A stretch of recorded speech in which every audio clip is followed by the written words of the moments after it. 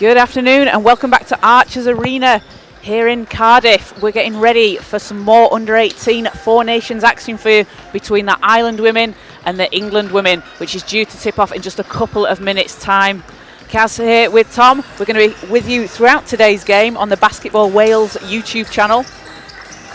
And we've got another great game of basketball coming up for you today. We've already had 3 games so far, and it's been quite the tournament, Tom. Yeah, that opening game of today, England versus Ireland. Half-time, England up 52-14, and Ireland came roaring back. And then we saw a couple of intriguing battles just then. But every game so far has been full of passion.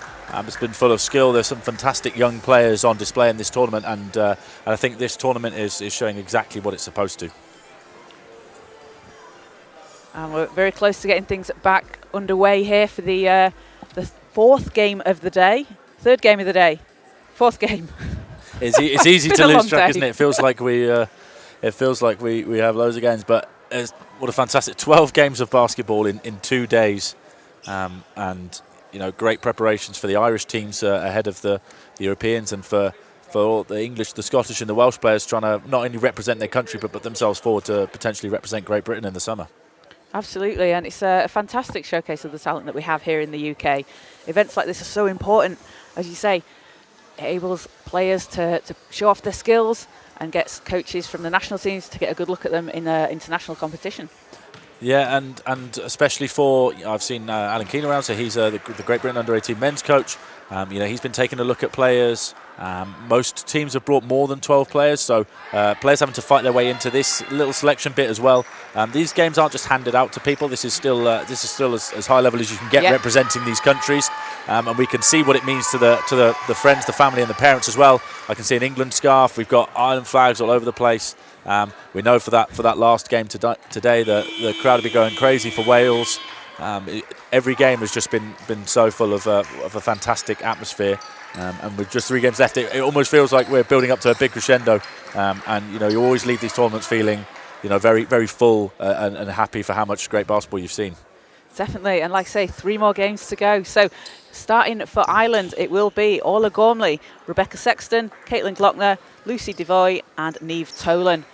And for England, it will be Liv Forster, Katie Cox, Leah Edwards, Grace Strickland and Felicia Jacobs.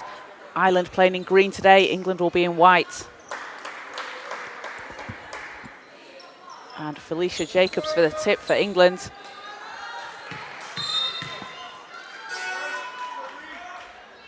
As the ball's up, and first possession goes to England. And Leah Edwards playing in her first game in the tournament. She sat out yesterday's game, and I'm sure she'll have been looking forward to getting back on the court. Yeah, especially if you bring plenty of players, but making sure that you prioritise certain games. If players aren't ready for a full 3 games of action, it can be a really short, intense period of time. Forster's first shot doesn't go for England. And Ireland, great move to the basket as Glockner lays it in, gets Ireland on the scoreboard for the first time. You can see a sea of green going crazy across. We've got the Ireland boys sitting to our right after they've finished their tournament already. We've got the friend and family everywhere, and I can imagine that this game is going to be quite a physical back and forth battle. So both teams coming into this one unbeaten. Ireland having played 2 games earlier, England just the 1 yesterday. They have another game coming up today at 7 o'clock against Wales.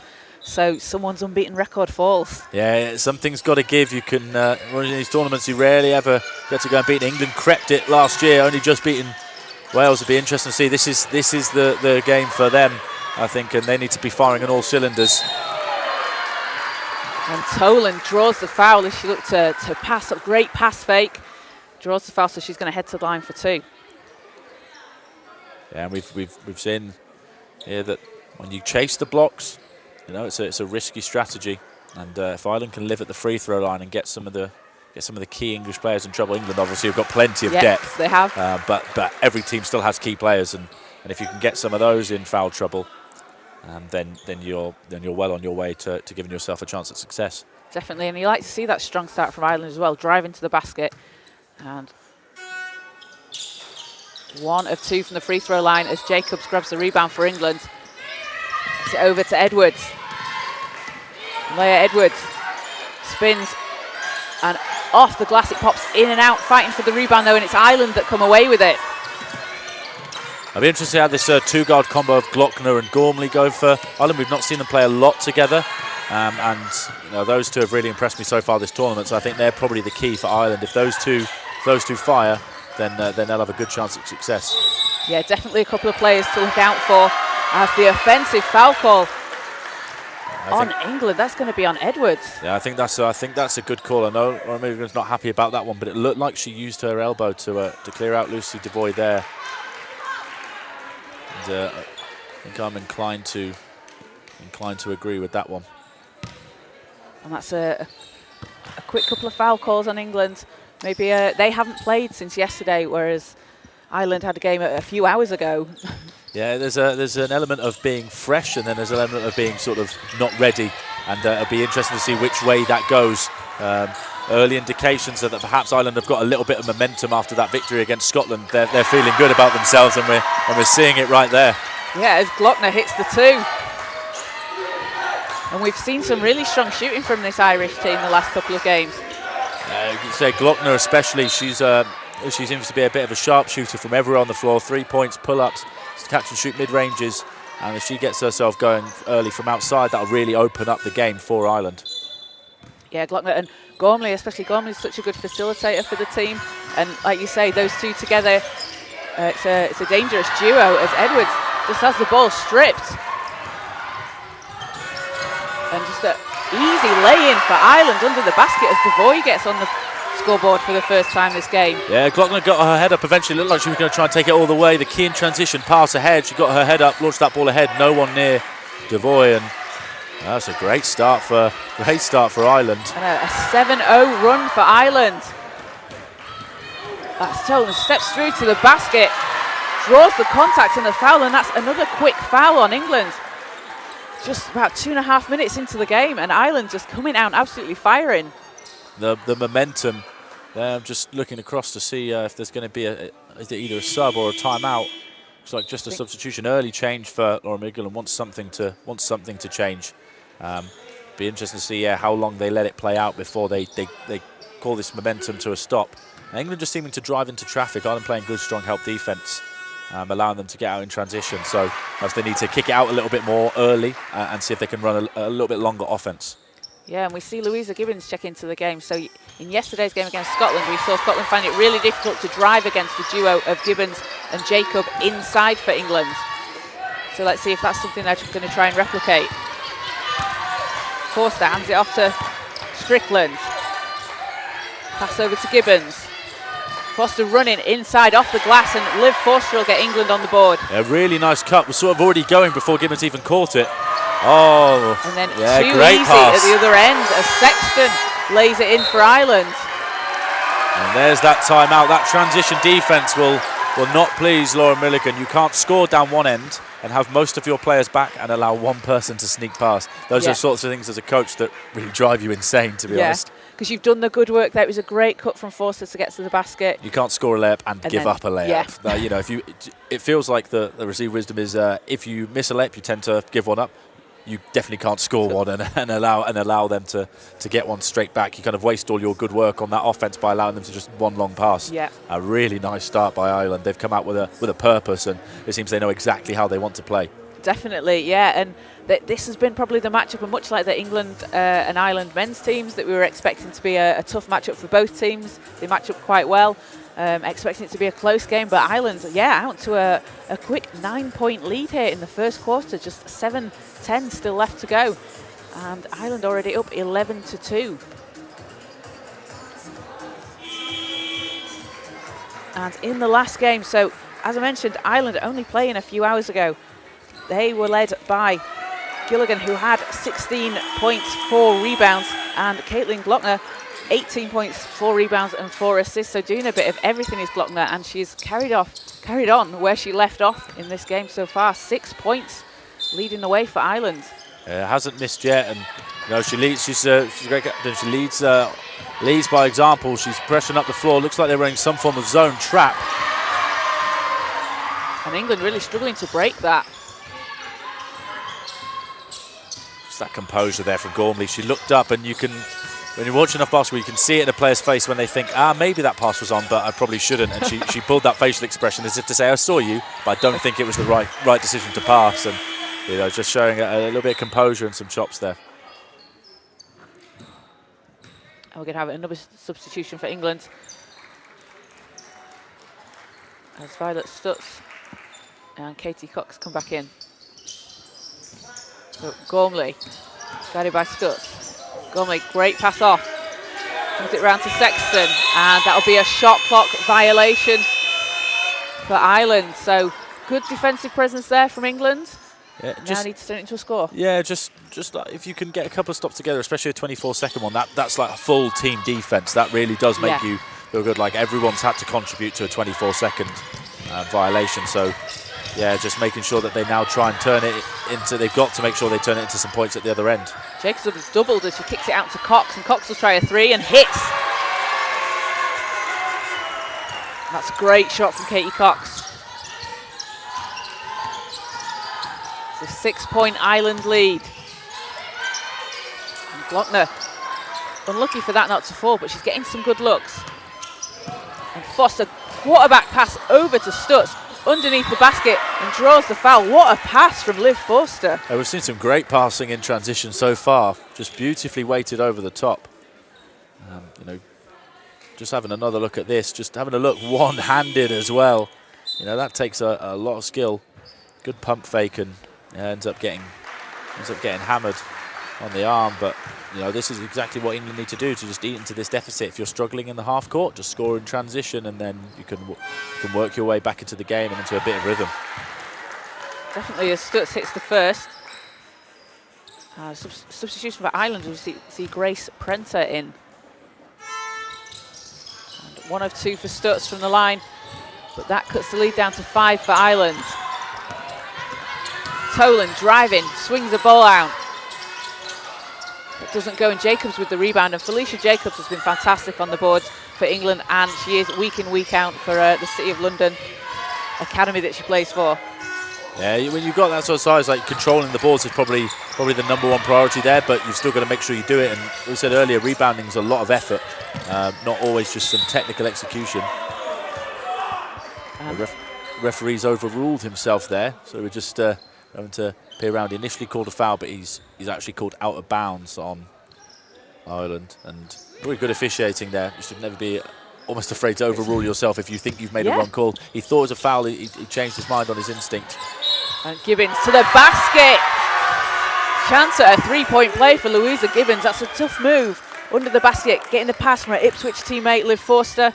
And as two players that have played together, when they play together in the regular season, when you come into a squad like this, it always gives you that little bit more of an advantage. Yeah, when you know what they like to do. So, Forster will know where Gibbons likes the ball. Gibbons will know that Forster likes to shoot the three. So how to set those screens, where the catch likes to be made. Gibbons just caught the defender square behind her. There was sort of no good defensive position there. Defender reached on the initial pass and found themselves out of position for the eventual foul.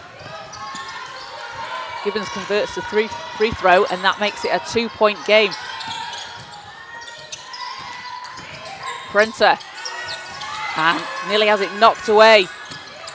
Tolan driving to the basket. It's a wild shot, but somehow gets it to drop. Nice pump fake. And wow, the lefty falling away off the wrong foot. That is a tough take. And Cox looks to answer.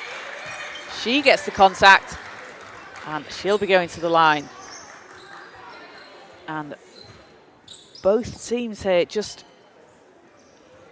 under 5 minutes played. Both teams on 3 team fouls.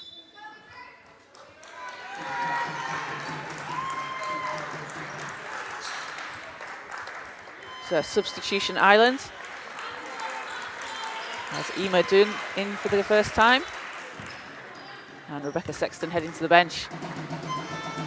As Cox hits the first free throw. And Katie Cox, we saw yesterday, Tom, she was such a leader for this England team.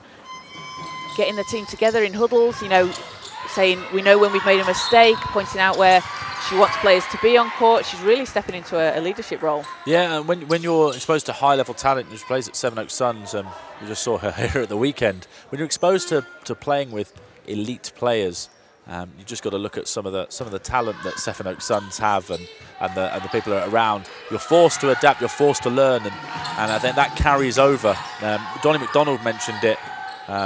We spoke to him yesterday, and he was talking about how playing at that WL level helps the juniors, because they not only have to get they learn those leadership credentials, they also build that tactical expertise. Yeah. An increased rate of the rest of their junior counterparts, and I think that's probably where she can really help the team here. Definitely. So end line Ireland ball. Gormley on the inbound. Now to Prenter. Lochner driving, floaters up, that doesn't go, and Edwards gets the rebound. I think she probably could have gone for the right-handed floater there. She went for the left thinking maybe it was blocked. I think she had a bit more space than she realised. Cox with a sidestep three, doesn't get it to fall, and rebounds loose. It's going to stay with England. Done wiping out Tolan on the rebound. Two teammates colliding. I think as a coach, obviously it annoys you, but you've got two players who are desperate for the ball, so I think you probably live with that. It's not too bad a problem. It's better to have two go for it than none. Yeah. And Gibbons nearly loses it. It's knocked out. And again, Ireland just getting their hands into the passing lanes here, knocking the ball out. It forces England to have to reset. Yeah, and every time it comes in, there'll be another 2 seconds while they'll get into the offense, and it'll just keep ticking away. Edwards underneath the basket. That's a tough move. She was going against two Ireland players and still got it to drop. It's a 1-point game. And Gormley. Gormley's got such a lovely hesitation move. Just sizes up the defender, rises up onto her tiptoes, makes the defender think maybe she's going to shift one way, and then boom, goes the other way. It's a really lovely move. And she's a fantastic young player. Stutz hits a three for England, and that is going to tie the game at 15. That's a big shot from Violet Stutz. Yeah, deep three down in the corner.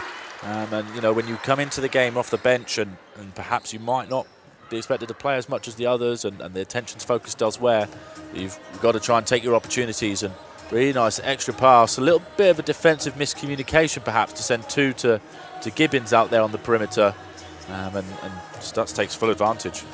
Stutz a really dangerous three-point shooter. She's been 10th in the WEABL this season in three-point shooting percentage, and we see her knock them down for Cola in Division 1. Yeah, and Cola have had a lot of success over the last few years, and Violet Stutz has been a key part of that. I saw her here last year, and she was doing the same thing. It's just about making sure that when you catch that ball, sometimes you can be so wide open that you almost hesitate because you think, well, maybe I should take my time. I should set myself. You just catch. You probably shouldn't treat it much differently. You should already be set on the way, and then you just catch and you let it fly. Don't really change your shot too much. I think the best shooters don't think at all. Exactly. Yeah, it's a catch and shoot. Yeah, shoot, and we'll deal with the consequences later. And it's great to see such a big crowd here at Archers Arena in Cardiff. It's been fantastic over the last couple of days. We've had a sellout. It's been packed. It's been noisy, and it's not stopping. We've got loads of travelling fans, loads of travelling support. It's really great to see. Yeah, I can see it. There's red with Wales. There's white and red for England. There's some blue and pink for Scotland. There's obviously plenty of green. Yes. It's a very, very colourful place, and we've got the headphones on, but we can hear the noise. I think the Irish fans might have been the loudest ones we've heard so far. And jump ball as Katie Cox dives on the floor. That's going to go with Ireland. Sorry, that's going to go with England. We've got a bit of pressure being brought. Looks like just man pressure, just trying to kill some time. Maybe looks like a little bit of run and jump stuff, just trying to force some mistakes. So nothing like push them into particular areas or anything like that. Just looks like trying to panic them a little bit. Meffel turns and shoots. She's blocked, and that's going to be a foul on the shot. And yep, the Ireland fans are not a fan of that call. No, and you can see the referee just explaining it to Gormley. I think we can see it's back on the replay here to the. Can't quite see on there. The referee smiling. He knows he's the pantomime villain right now. Either way, that felt like one of those ones where either way that goes, you're about to have some very unhappy people. He did have a great view of it from that centre spot, but to the right hand side of this gym where the Irish fans are generally concentrated, and the Irish boys they're we could definitely hear them not happy with that call. And Gibbons with the offensive rebound and gets it to roll back in. Louisa Gibbons is so important inside for England, and that puts them ahead for the first time this game. They've got such size across the board that they can always have a nominal true centre, someone with a size advantage. Ireland have really got to work hard to control their defensive glass. And Tolan at the other end, she'll head to the line and get the whistle. Yeah, I can just hear Laura Milligan there just talking, like not talking about the foul call, agreeing that it's a foul call, and just explaining to the players why they put themselves in the situation where they will pick up the foul. And she was saying that because they allowed the middle drive, the help defense doesn't know where to come from. Yeah. You don't practice for that situation because you don't ever want it. But for her, she wants people to drive baseline so that the help defense can come across. And Tolan hit the deck as they're fighting for the rebound. But that's going to be a foul called. It's going to be going against Katie Cox. I think you can see here Cox inside fighting for the rebound. And wow, I mean, I think you probably do have to call a foul in that situation. It feels like there's an awful lot of contact, but it would feel harsh either way almost. That's not. I don't envy the referees in this situation. You know, they go and have their feedback meetings afterwards, and that's a very tricky one. So Dunn at the line for two. First is no good. And England were very slim at 1 point lead here in the first quarter. We got 2:55 to play. The Vuvuzela doing its thing there on that first free throw. Second one short, and Cox with the rebound. Stutz to bring it up the court. Stutz. And she's doubled, runs into two Ireland players, and that causes the jump ball. Ireland all over the ball, and it's going to go back their way. Yeah, nice drive by Stutz. And then on the help rotation. Trying to see the monitor, yeah, on the help rotation, just getting the hands in. Gormley allowed the drive initially. Just looked like she just relaxed her body a little bit too much, almost stood up. You can notice if a defensive player stands up, that's the moment to go attack. At this level, you've just got to be staying down all the time. Gormley's shot doesn't fall. Rebound, Ireland kicks it back out. Gormley, great pass inside. Dunn can't finish, but the awareness and the vision of Gormley. That's a great pass. Really lasered that one in one-handed, and unfortunate that they couldn't get the finish, but that's some really nice passing. Down at the other end, England will draw the foul. So now both teams on team fouls for the last 2 minutes 20.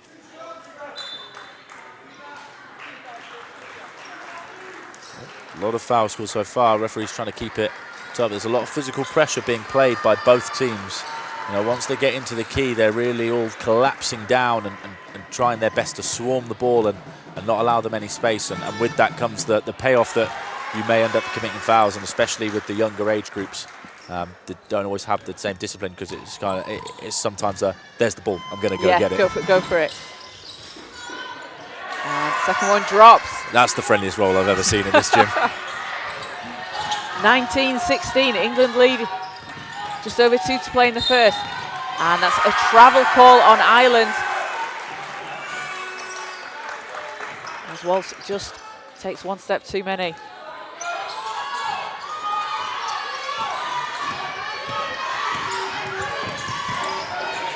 Strickland. Great pass inside to Jacobs, and again a reaching foul there on Ireland. The awareness of Strickland as Jacobs was rolling to the basket, fantastic awareness. Yeah, I don't think they quite executed their defensive coverage correctly. Looking at that pick and roll coverage, just on the dump down, yeah, with the left arm there, looks like Walsh just grabbed Jacobs Abiola as she rolled to the hoop. Got the hand on got the right hand on it, but just looked like the left just took it away. So Felicia Jacobs at the line for England. First shot doesn't drop. That's the thing. If I can just see the Irish coach there speaking to the referee, and it's a case of, yes, you always want to try and get the referees to call it your way, but you also have to adapt. If they're going to call it tight, you need to need to adapt to them, and that's a theme. But the teams that adapt quickest to how the referees are doing and do their best job at talking to the referees tend to find the most success. And that is an offensive foul charge. Offensive foul called on Ireland. No arguments I can see from the green there. Just didn't quite get herself set. Again, now the anxiety comes into this. You know, the game, they were up a little bit big. Now they're down by 4. There's a lot of foul calls. There's not much rhythm. It's very staccato. And then every little action you're desperate to get right, and they're done too eager to set that screen. Yeah. I know I'm a big person who I set a lot of moving screens. So I know one when I see one. Strickland. She's got space. Out to Stutz. Gibbons in the corner. Gibbons pass over to Meffel and puts the basket in off the glass. And that gets Meffel on the score sheet for England. Devoy there, she knows it. She's much herself as she came up the court. She just wandered too high on the help rotation, and a really nice cut past the defender who's not paying enough attention. Done. And pass is picked up. England come away with it. As Stutz hands it over to Jacobs. Oh, and can't finish underneath. And Ireland will get it back to Voy. Over to Glockner. Glockner turns and spins. Oh, that's a tough move as Jacobs gets the rebound. Tommy Mahody, I think, will use this next break just to calm his troops down. You know, they've got to find the half-court looks work for them. If you can't get out in transition, you do have to have another option. Strickland fires the short jumper. It bounces back but doesn't go. And rebound to Ireland. And it's nearly intercepted by Strickland. It is. She manages to save it in. Bounces off the referee, but the referee's a part of the court. And Strickland's shot's no good, but she chases down her own rebound. And a 4-second difference between the shot and game clock as Strickland hands it off to Jacobs, who just puts it in underneath the basket. A bit of a messy possession, but it worked out in the end. Yeah, the referee's part of the court. You feel terrible as a referee, but you can't do anything about it. And that'll be after the buzzer. No basket after the buzzer. Devoy's shot won't count, so that will do it for the first quarter. 24-16 to England over Ireland, and England having overcome a very slow start in the first couple of minutes. Yeah, they didn't. They got beat in transition. They weren't really passing the ball out very well. They've sharpened up their passing a little bit, gone to a couple of actions that really work for them a little bit more. High pick and roll rather than just individual drives. And then the way that Ireland are defending that, it's giving them some space to then get the drive going. So just changing up the offense a little bit. And for Ireland, they got stuck looking at places they probably don't want to be looking for the ball too much in, and they just need to get that ball moving around again. And yeah, you can't always get out in transition, but they probably do need to find a way to score in the half court. And England, of course, England women and men's teams last year at the Under-18 Four Nations tournament, they both went unbeaten. England men have repeated that again today with a win against Scotland just earlier. But when you're a team that's coming into a competition, you know, you won it last year, you're the team that's going to have a bit of a target on your back. Yeah, and what we've noticed as well is there's a lot of continuity between the teams. I'm spying quite a few players in today's game who will have played against each other last year. Not just that, the coaching staffs are also been the same mostly across the board. I think there's only been potentially one change across the 8 teams. So the coaches also know what it takes to win in this tournament and understand what this tournament's like. And I think that experience can play a massive part there for both the players and the coaching staff.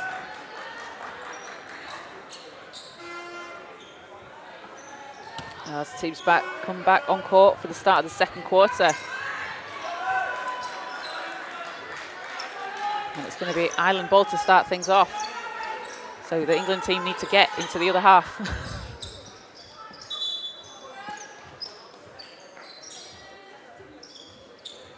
No, they've switched it, so it's England ball now. Just a delay at the table for a second. They were just maybe looking at, I think they were just trying to make sure the stats were correct and had the right players checked in before they got going. Strickland, and we saw Strickland yesterday, Tom. She has such a low dribble. She's really difficult to guard against. Yeah, when you've got that low centre of gravity, it allows you to change direction really quickly. And means you can sort of explode from places as we see Ireland looking to double on the ball screens. That's a great move from Osei. Doesn't get it to drop, but Meffel's there for the rebound and puts it back in. That a big impact from Missy Meffel.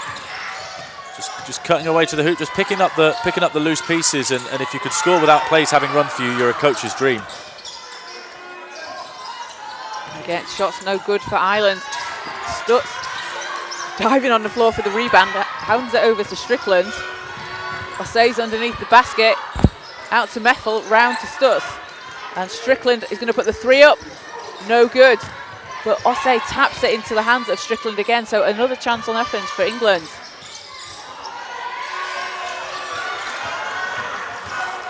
As Gormley comes powering down the court, steps through, no good, and Osei with the rebound for England. It looks like she may have taken a hit from the left-hand side there on the drive, but you know, two English defenders in position, and you know, maybe that's a look she has to still go for, but it's not an easy one by any stretch. It's not, but she's an absolutely fearless player. We've seen her in the last few games.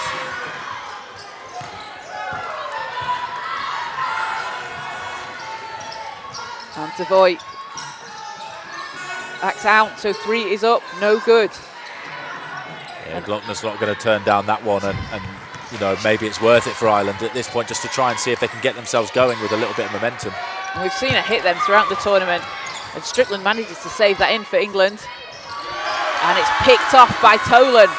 Tolan, she's got Meffel on her left, and great layup for Tolan. Takes us at 8 points. She's got 8 points, 7 rebounds already. Yeah, the pressure, it felt like it was building on that layup. It looked like the ball was going to bobble out. But great composure. Quite key layup and a lot of composure. Stutz fires a three, and another offensive board for England, and Louisa Gibbons so important again on the offensive glass for England. Yeah, and I wouldn't say hand in the face, as the defender was on the floor, yeah, like a hand in the stomach, but you know, the contest was sort of still there. You know, the rebounding of Gibbons on the offensive glass so far, she's got 2. They can't allow that to keep going. And that is a charge called on Ireland as Violet Stutz hits the floor and takes the charge. And every foul that you can get onto Gormley, I think that's her 3rd. Yeah, that's Gormley's 3rd. Yeah, just that Stutz has position and Gormley just uses the shoulder a bit too much. You know, it's not as egregious as plenty that we've seen, but you know, that has to be a foul call somewhere, and looked like Stutz had position. So, you know, when you're refereeing, you try and referee the defender. Was Stutz in the right place? Yes, she was. Yeah, okay, the foul's probably on Gormley. And that's a big call if Gormley's on 3 fouls as well, because we know how important she's been to this Ireland team. Yeah, she's one of the initiators of the offense. She hasn't done much finishing yet today. You know, she's only 1 of 4, and others have taken plenty of shots, but she gets them going in transition and she initiates the offenses. So Louisa Gibbons at the line for 2 after that foul call. And first shot doesn't go. And Louisa Gibbons, Tom, she's a player we saw yesterday. She didn't score, but she affected the game so much. Really consistent rebounding, a really solid presence inside, and just makes it really difficult for players to get into the basket. Yeah, when you can see size in front of you already waiting for you at the rim, it makes you not want to go and drive towards the hoop. That's one of the benefits of having so much size when they've got both Gibbons and Jacobs Abiola out there on the floor. There's just so much size there that driving feels impossible, let alone the size that they've got at the guard position there with Katie Cox and Leah Edwards.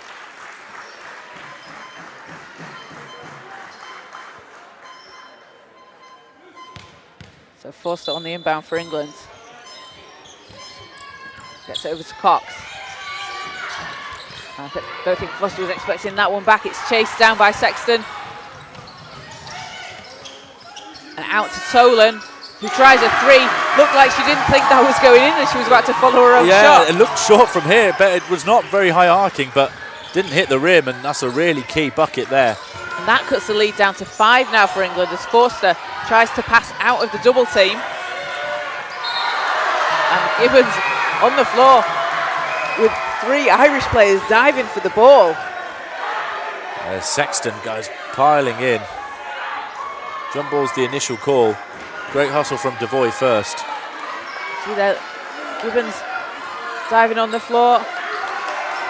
And you've got they're going to keep it as a jump ball, perhaps a little bit WWE, but the English fans aren't happy, but the Irish fans love it. Either way, someone's going to be unhappy, so you can't listen to the noise from the crowd as an official. Sexton out to the top. Glockner's three doesn't fall. And DeVoe fighting for the rebound. It's Cox that comes up with it, gets it over to Edwards. The noise is incredible in here, Kaz. We've got the headphones on, and I'm having. If you take it off even slightly, this place is going crazy. The Irish fans are loving this. And they love that one as well. Another foul call. Yeah, we can see Coach Lauren Milligan there for England, just grimacing over there. Are they starting to lose control just a little bit?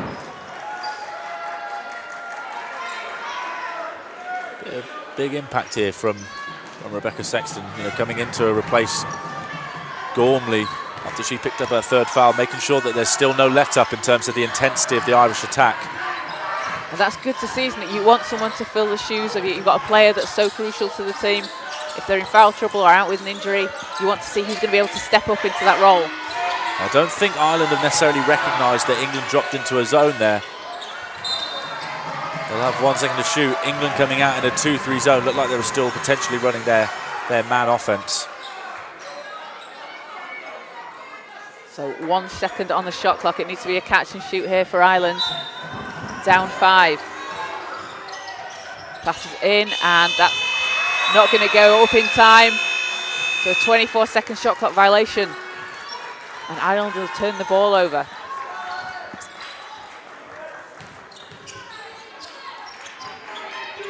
It's just their first turnover of this quarter. I think they had 7 in the first quarter, and that's their first one. So just looking after the ball a little bit better, and making sure that England still have to work for it. And you like to see those improvements like that throughout the game as Cox tries to hand it off to Jacobs, and it's out.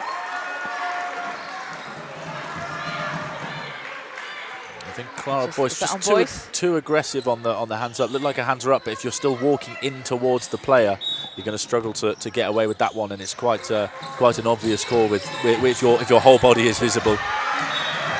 As Glockner just bats the ball out of bounds, and again it's going to force England to reset, just get back into position.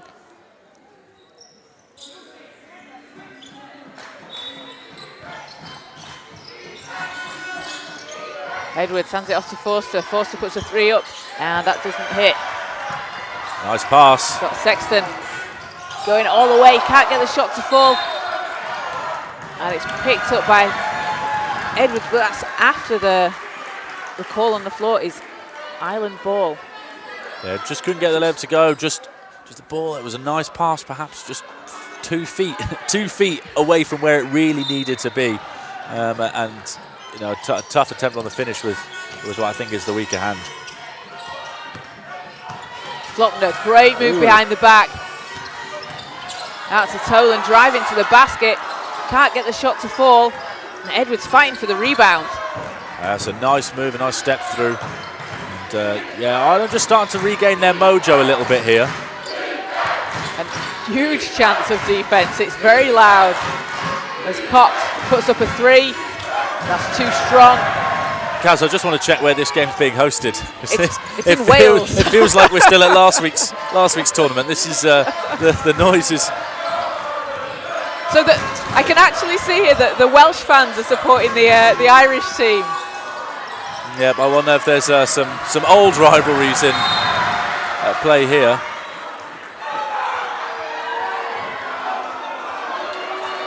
And the Welsh and Irish fans not a fan of that one.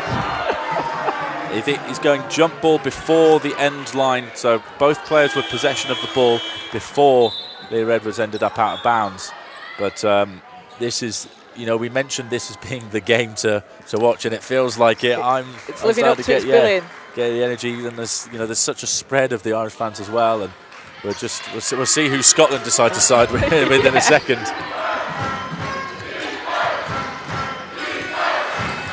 She's guarded by Sexton. Stutz stepping through, shots up, she's blocked. Devoy's ahead. And can't quite save that in pass, was just a little bit too fast ahead of her. Yeah, the coach, Tommy O'Mahony there, just encouraging that pass, because that is exactly the sort of pass you want to be throwing. Niamh Tolan just didn't quite get it to go, but if you get that pass perfect, then it's a guaranteed 2 points. The pressure paying off there. And just on the England side, you see there Liv Foster just saying, just calm down a little bit, let's just slow things down. We'll have a timeout, teams will talk things over. So a 5-point lead for England at 26-21. We've got just under 4 minutes to play in the second. And this game's come alive, Kaz. it really has. And Tolan with a massive 11 points, 9 rebounds, with still 4 minutes to play or so in the half. She's nearly a double-double already. Yeah, she's been so impressive so far. We've noted that I've been really impressed by 2 players I hadn't heard of before this tournament. Aoife Loftus and Niamh Tolan, both seeming to be players with really great footwork and lefty finishes, and Tolan's shown it so far. She's not got everything to go, but the way she's played, the way that she's been aggressive, that rebounding against the size that England will always have on the floor. I can see 3 players there who'd probably be the biggest player on every other team, and constantly trying to defend against that size. She's done a nice job so far. 1 of 1 from the 3-point range. She's got to the free throw line. If they can keep Niamh Tolan clicking and ride the storm without Orla Gormley, then when she comes back in the second half, maybe they're in a position to explode past England. Yeah, and that could be a bit worrying for England. Yeah, I think when you're a coach and you look at, sometimes you play a team and they don't have their best player, and you come back and you go, right, next game they're going to have this person in, or okay, we're winning these bits when we don't have these players. You're always looking at the matchups and how the groups work, and Lauren Miller are going to be firing through, thinking, right, what's a unit that's working? Where are we lacking? Are we lacking size? Are we lacking ball handling? Are we lacking shooting? That's as a coach, that's what you're constantly trying to figure out, the jigsaw.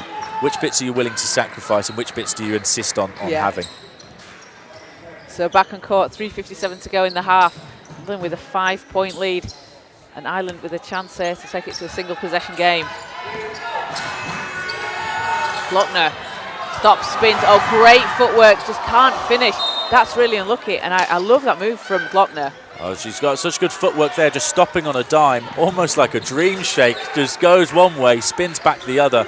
Defender hits the deck, and she just can't convert. You can see those Wales boys probably need to, maybe save their energy a little bit. They're on next. There we go, zone from Ireland. And Stutz passes around to Meffel, and Edwards.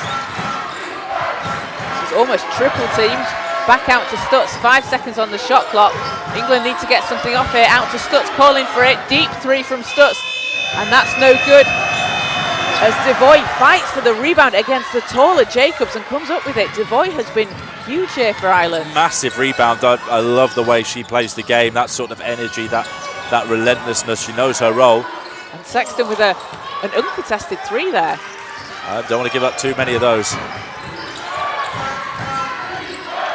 Edwards to Meffel. Stutz back out. And Strickland tries a 3. And England at the moment looking like they're finding it a little bit difficult to get inside into the basket. There's that 10th rebound for Niamh Tolan, first half double-double. The 2-3 zone that Ireland have thrown out there, just really condensing that space, and that unless England start to hit their threes, that could be a tough little time for England in these next 2.5 minutes. England not having scored for what feels like a few minutes. Edwards going to the basket. Her shot short, gets her own rebound. And she's blocked against some great defense from Ireland. They're just getting their hands in the way, just getting in the way. Yeah, she thinks she was fouled on that rotation there, but what Ireland are trying to do is they're trying to send extra bodies at Edwards as soon as she drives to not allow her to go to the hoop and force that pass. And it's gone the way of England here, but you can see here that zone is really condensing that space. You can basically only get to probably the wing, and that's about it by the looks of it. Yep, as Gibbons needs some help here, out to Strickland, and that'll be after a shot. And Ireland there running down the shot clock on England. England, like we said, can't get inside. They're having to take a a shot outside that they probably don't want to take in that position. Yeah, and Glockner will get a lot of credit being at the front of that and playing very actively, but she relies on the players behind her to talk to her and make sure those angles are cut off so that they can't pass the ball where they want to. Zones are a big team effort. Devoy with the short jumper doesn't go. I'd like to see them play a little bit longer offense there, maybe not rush it as much. The pass into Jacobs is picked off, and Ireland again playing with pace. And Tolan steps back. She's fouled on the shot. I think you could hear the contact there. Yeah, even with the headphones on, and you know, again, fast shot. You know, maybe in transition, maybe that one's fine, and maybe that, you know, if that's the way that Tommy O'Mahony wants to play his teams to play, then they need to continue with that.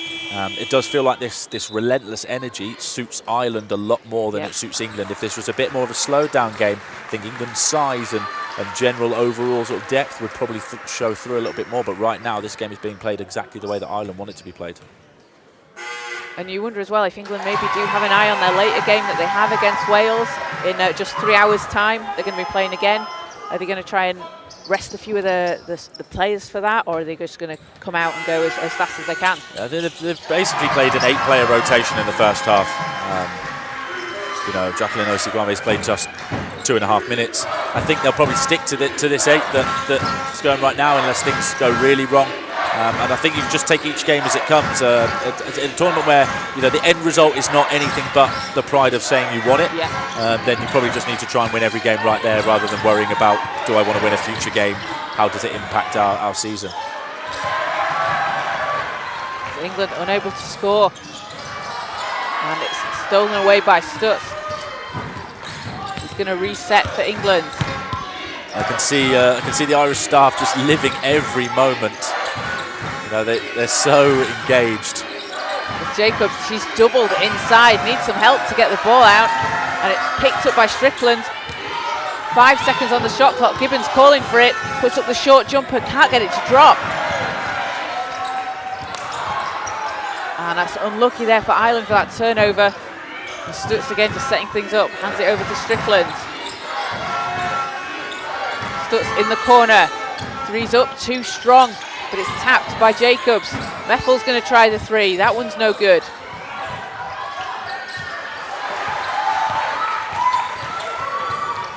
And long pass over to Sexton just underneath the basket.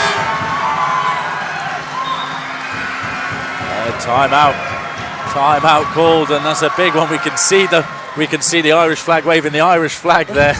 That is a great outfit. I want to know where I can get one of those.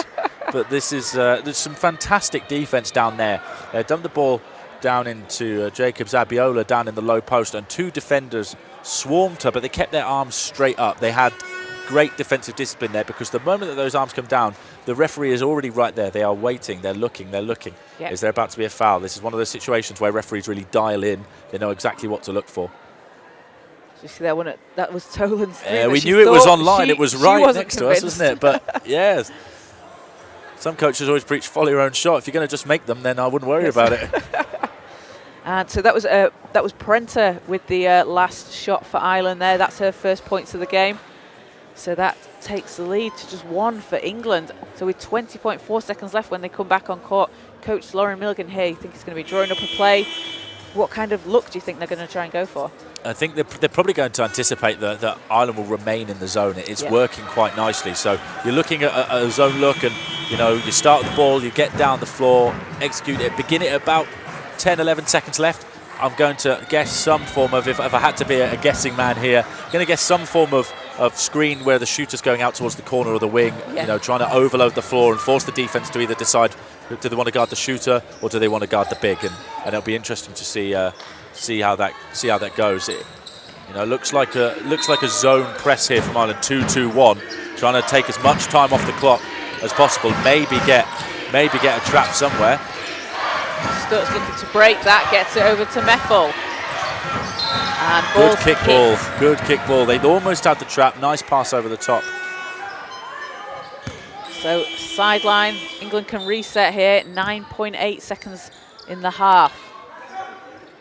And we see substitution is going to be for Violet Stutz for Liv Forster. So you think with the introduction of Liv Forster, there's going to be a look at 3. Yeah, then they're seeing the zone continue. They know she might be able to break it down. Oh, stolen straight away by Ireland. 5 seconds. Glockner. 3 seconds. Glockner. And can't get a shot up. So the end of the half, England have a slim 1-point lead over Ireland, 26-25. And Ireland, they've been led by Tolan, who has a massive 13 points, 11 rebounds, a double-double in the first half. And really, you know, we've seen her step up in the absence of Gormley going to the bench with those 3 fouls. Yeah, I mean, most impressively, fouled 5 times and 3 steals. You know, she's been epic so far, and you know, absolutely the key player. Glockner struggled from the field, but you can see she's trying to do the right thing. She's trying to control the tempo. She's trying to get the right sort of looks. And you know, they've done well with Sexton and Gormley both on the bench. You know, two of you starting 3 backcourt players, all riding the pine for long stretches between them. They've only played 20 minutes, so you know, half the game you've not had them, and they've done nicely. Yeah, and for England leading the way, Violet Stutz has 6 points, 3 rebounds, and Louisa Gibbons 5 points, 4 rebounds as well. Felicia Jacobs adding in 6 rebounds to go along with her 3 points. So a close game, probably one of the closest games we've had this last couple of days. Yeah, and we didn't think it was necessarily going to be like that early. It felt like Ireland would have to really work hard to claw their way back into it. 2 points for England in that quarter. Am I reading that correctly, Kers? Can I? I know my maths isn't great, but you know, if I'm seeing that correctly, then that's an incredible defensive effort. I want to say I trust live stats, but I know that we've got the best of the bit. I mean, yeah, I'm scrolling back through them, hasn't it? I think that Yemisi Meffel layup with 13 seconds into the half was the only score for England in that quarter. That's there was plenty of turnovers and you know, a few missed shots, but yeah, I think we're going to have to believe it, and that's an incredible defensive effort. What is it with Ireland and England today in these sorts of quarters? I know, yeah, we've seen a very similar thing, haven't we, earlier on with the men's game. So yeah, that's a huge. Well, you know, I don't know, he's scoring 7, but that zone they threw out about halfway through there has really changed the tempo there for England. They were able to drive and kick a little bit more, and that's their strength right now. They haven't put all their shooters out there. You know, I don't know if all their shooters can coexist. Sometimes you can't just put 5 shooters out on the floor and go on. Everyone shoots threes. You could see what happens. Yeah, they might have to. You know, they played 2 bigs for a lot of it, and you know, maybe against this zone they need to go to like a 4-out spacing. You know, we've not seen Alina Riley, and you know, she's a great 3-point shooter. Yeah. You know, maybe a bit of Stutz and Forster together. You know, 3 guards, 4 guards. Leah Edwards is the biggest player, and just go with basically 5 guards. They need to find an answer to this zone. So we're going to take a quick break for half time, and we'll be back with you in around 5 minutes time.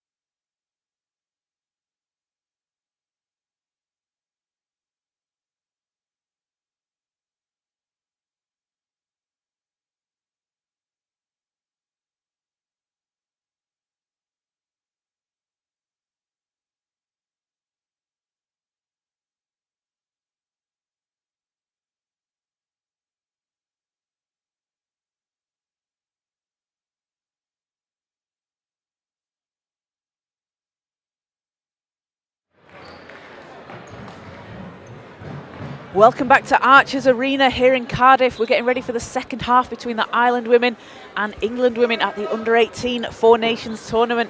England women with a the slimmest of slim leads going into the third quarter. A 1 point lead, 26-25. They are leading against Ireland. Yeah, 26-25. We have confirmation. It is 26-25. The stats in the arena and live stats have been updated.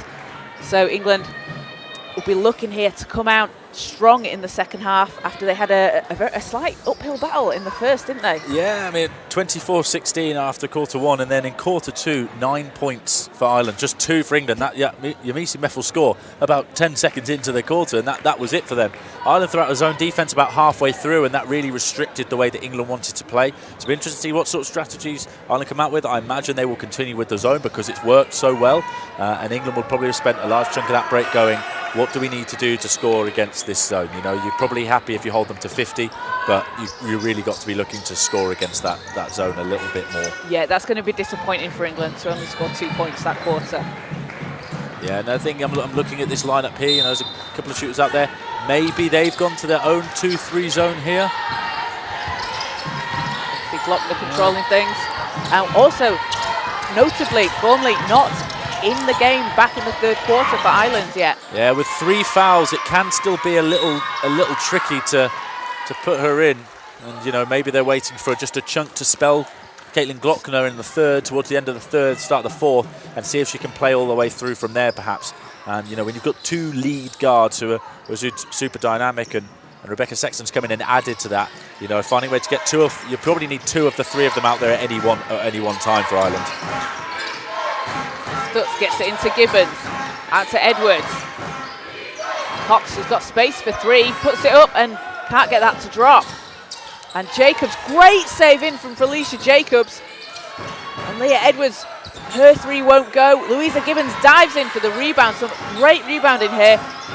Pass inside to Jacobs and she's fouled as she's going up. And Felicia Jacobs, the hustle, saving that ball in over the back of her head, straight into the hands of a teammate. That's what they're going to need. If they're not going to be able to shoot their way out of the zone, then they're going to have to pick up second chance opportunities. And, you know, 2 offensive rebounds on that possession. If you're Tommy O'Mahony, you're happy that they're missing the shot. You're not happy that you can't grab the rebound and close it off. Every defense finishes with a rebound, doesn't finish with a missed shot. So Jacobs' first shot doesn't fall. She's got 7 rebounds so far and 4 points with that second missed hit. It's been a really long day. Yeah, really long so much basketball. My words. Tolan, she was big in the first half, round to Devoy.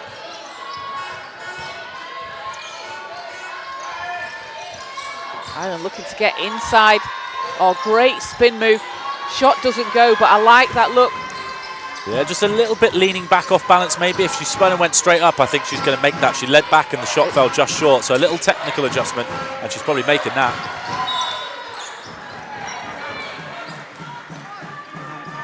Cox fighting Sexton for the ball there.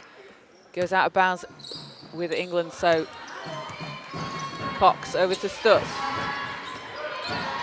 Passing to Gibbons, who's picked up by Jacobs, and then picked off by Tolan. They almost tipped it straight to England, but they come up with it in the end, and, you know, some sharp rotations there. That's a deep 3 from Ireland, doesn't fall. Both teams struggling a little bit from behind the arc today. Just 1 for Ireland and 2 for England. Yeah, maybe a little bit of hesitancy in some cases, and a nice little drive there from Katie Cox. Will change tack on that one. You still got to be aggressive against the zone. You still sometimes have to put the ball on the floor. If all you do is pass it around and hope to shoot your way out of it, you won't always get success. So sometimes you put the ball on the floor, and a little bit of ill discipline there from Dunn, it looks like, to pick up that foul. And if you coach Lauren Milligan as well, you're going to like to see the fact that England have been able to get to the free throw line a couple of times now in the first 2 minutes and look to try and match that score they had in the second quarter. Yeah, they went to the free throw line a fair bit in that first half, and if they repeat that, you know, with the struggles from 3-point range, just 2 of 16, You know, the free throws aren't faring much better, but they're still at a higher percentage. And Louisa Gibbons with another offensive board for England.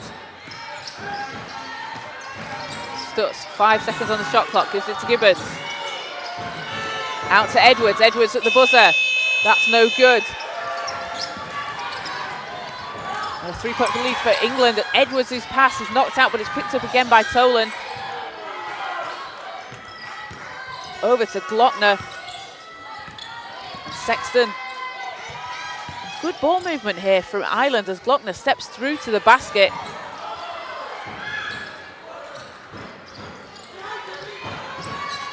They're getting a little bit physical, you know, plenty of contact on the drives. And it's about which team's going to be able to handle that best now. Can you have that upper body strength to stay through it and fight your way through that contact? If you're going to go to the rim against the zone, you've got to go hard. And Ireland already on 2 team fouls. We've got 7:22 to play in the third. As just ran into a wall of England players there. Edwards out to Stutz. And Cox. It's going to be a blocking foul on Ireland. And that takes Ireland to 3 team fouls already. And we just in not quite 3 minutes played. Yeah, and it looks like perhaps the defender wasn't right in front, maybe initiating the contact from the side is the logic from that one. They need to make sure they remain disciplined here. Stutz looking to get it in. Jacobs hands it back to Stutz with the long 2. No good.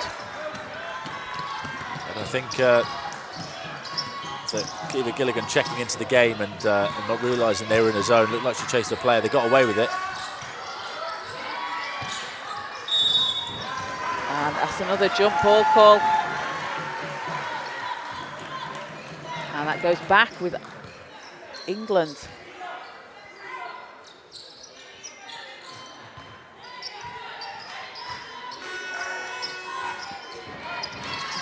Just a 3-point lead here for England. Cox fires for 3. That's no good, gets her own rebound. And is fouled as she goes back up. And again, that's a good look from Katie Cox. We've seen her hit those before, but she could tell when the shot's up. She followed it in, got her own rebound. Great to see that. Yeah, and I think smart play there, and where to chase down. And again, offensive rebounding. It's this zone. We spoke to Paul Keller, the Ireland men's coach, about the hoops earlier, and we've had a discussion with a few people today. Like, these rebounds go quite far on these hoops, so especially with the zone, you tend to find yourself getting more and more compact to prevent that easy penetration into the key, but then you find yourself inside the key with the rebounds always going outside. So you've got to find a way to play in the zone and finish with the rebounding. It's not easy, but if you want to be successful, you've got to find the way. That's the way to do it. So Glockner for Ireland. To Gilligan, Glockner gets it back, pulls the trigger on the 3, it's too strong. And still both teams not being too successful from 3-point range today. Edwards, triple teamed, ball's out to Gibbons. And that'll just be a step out of bounds. That corner's been a bit problematic the last couple of days. Yeah, and I'm not entirely sure why. I don't think there's any conflicting lines over there, but yeah, I think one of those things where you're just not necessarily used to the dimensions of the gym. If you were to play on this court every training session 3 times a week, every game, you'd probably get very comfortable with where the lines are. But, you know, it's one of those things that little discipline, those little turnovers, they can stack up if you're not careful. Gilligan going against Gibbons. Gibbons making it difficult. And Glockner, 7 seconds on the shot clock. Driving to the basket, there's that step move she likes, and Gilligan fires the short jumper, it doesn't drop. And nothing's seeming to fall right now. You know, it seems to be every shot just missing. It's just whichever team goes on this next run is going to find themselves at a huge advantage. And Strickland stops and pulls up and nails it. And that's Strickland's first points of the game. Yeah, nice stop and pop, and we can see a couple of subs waiting to come in, including Orla Gormley for Ireland. This might be the run that Tommy O'Mahony is thinking of. And Gilligan to the basket. Shot's not going to fall, but she'll head to the line. Yamisi Meffel was quite impactful. You know, she came in, she got a couple of buckets, she got a steal, she got an offensive rebound. Just one of those things, like, like I mentioned earlier, you know, if players can come in and get stuff done without plays needing to be called for them, or without the ball needing to be in their hand all the time, those are the fourth and fifth players on court that really make things tick for you. They're so key, aren't they? And so we see Gormley back in, and I'm going to say midway through the second was probably the last time we saw her. Yeah, and those 3 fouls. Glockner's maybe struggled a little bit there. She just needs to maybe take a second, regain herself. Speak to the coaches, see about where her looks come from. Gormley can carry the initiation while she's out, and then it'll be if they can get to a place where they're still within it when that 1-2 punch comes back together. That'll be the key there for Ireland. England will be wanting to make sure it's out of reach before then, just to prevent any issues. Stutz's 3 doesn't drop from the corner.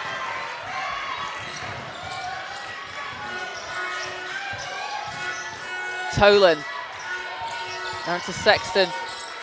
Gormley back in the game. What can she do? And going against Jacobs all the way to the basket. Wow. That's what she can do. Is that not my favourite finisher of the tournament, Kaz? Just leans in, off and away from the hoop. The nice scoop. I really like that finish. I didn't think the offence had much spacing, but maybe a deliberate ploy to get Gormley going downhill with no one close by her. And Gormley's such a quick player as well. She's able to make those moves as Edwards. And there's the rebound as well, up amongst the trees. You can see the average height there is a fair bit bigger than her. Out to Gilligan for 3. That one's not going to drop. Grace Strickland over to Stutz. Great pass. And Stutz just steps out of bounds. Yeah, nice pass over the top, just a bit too far, but I think, you know, you like the ambition on that one. If you get it right, it should be 2 points. And one of those ones where in a low-scoring game like this, you certainly don't want to discourage people trying to pick up as easy points as possible.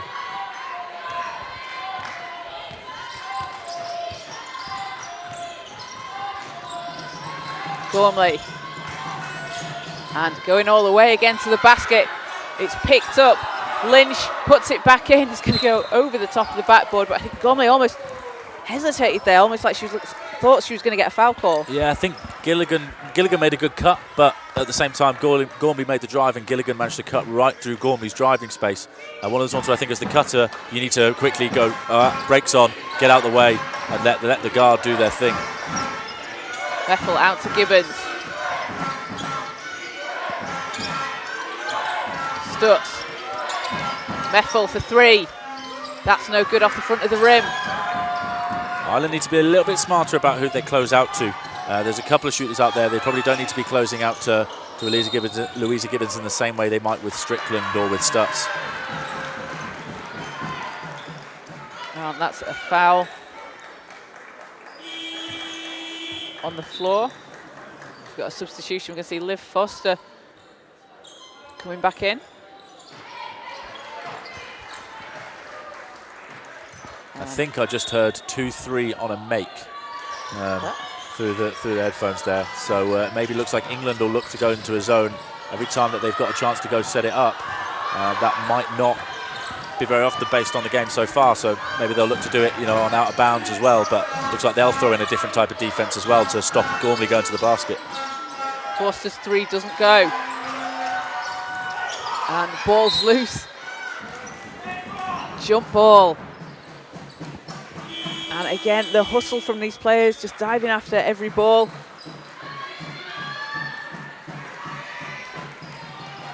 And we've got a big substitution here for England. We'll see Riley into the game for the first time.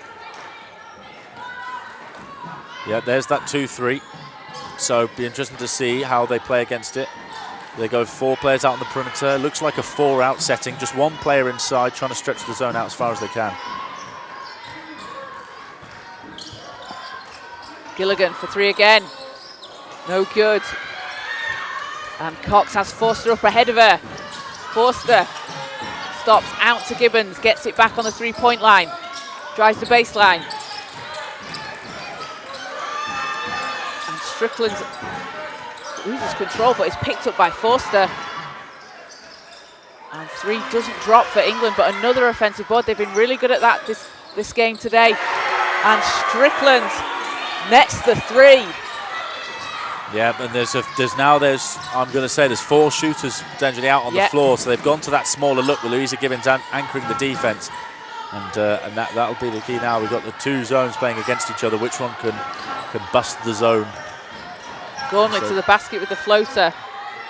Doesn't fall for her.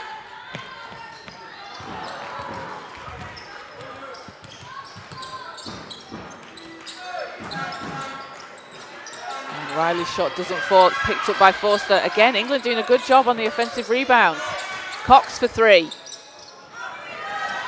No good. And Tolan, she's had that big double-double in the first half. Hands it round to Prenter. Tolan gets it back, driving to the basket, and she's blocked by Gibbons. And that's again, another jump ball, and Louisa Gibbons, again, the presence she has inside. 5 points in the game, 8 rebounds, but we saw a couple of possessions ago, her and Jacobs just underneath the basket, just making it really difficult to drive. Yeah, there's just so much size there that and like we say, especially against this zone, if you're trying to get to the hoop as a player like Gormley wants to, then to see that height there makes every finish so tough. And then when the additional defenders can come and collapse down, then it's going to be a real struggle to get open looks at the hoop against this zone.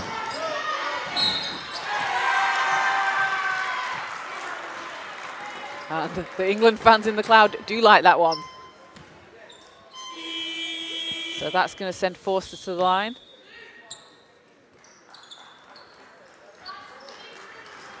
As Leah Edwards checks into the game. Louisa Gibbons heads to the bench. And you can see there just Coach Lauren Milligan just having a discussion with Riley. Yeah, Riley brought in to bust that zone open. You know, she's a shooter. That's what she's in this team for. So now they've gone to that real small ball look, sort of 4 shooters and maybe Leah Edwards anchoring inside. And not to say she's not a shooter, but that's some serious spreading the floor that they have the capability for now.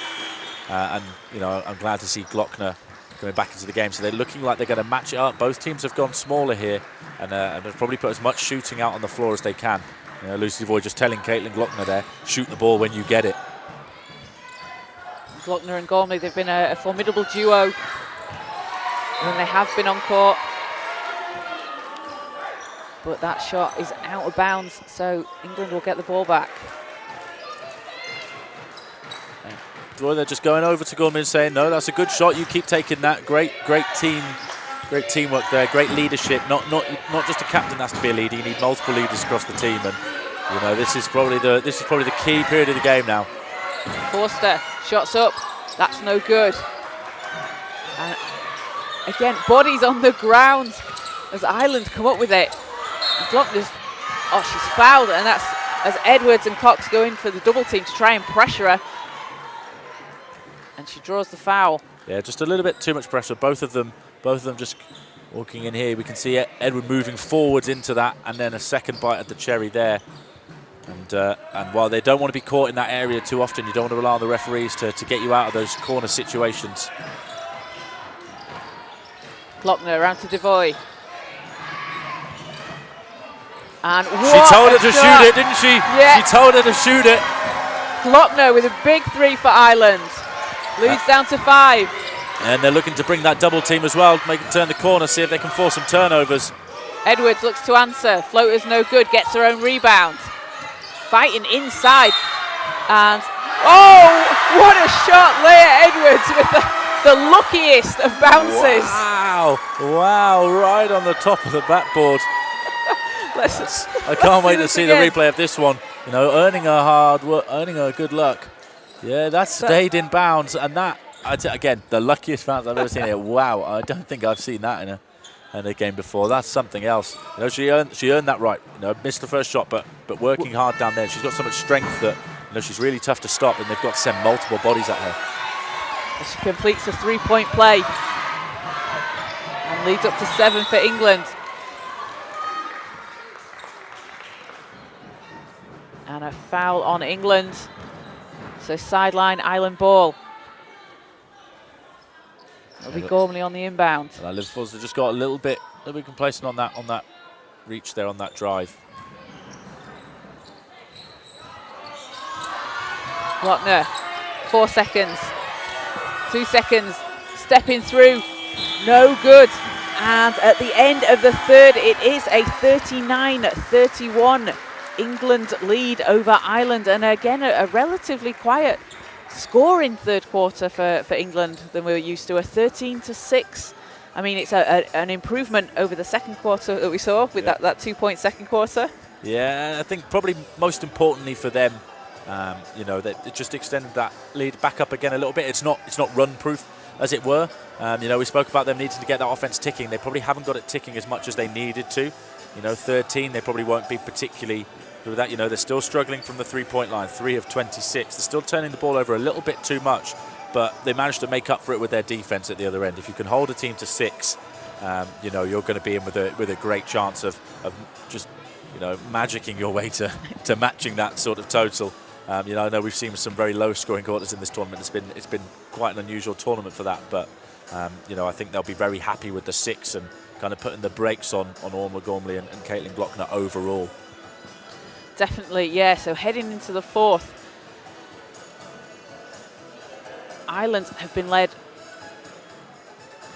in the game by Tolan, 13 points, 12 rebounds. She had that double-double in the first half, and then obviously we've not seen Gormley in the game for a while in the third. She's back in, earlier in the third. She's back in now, and she's been having a real impact on the game.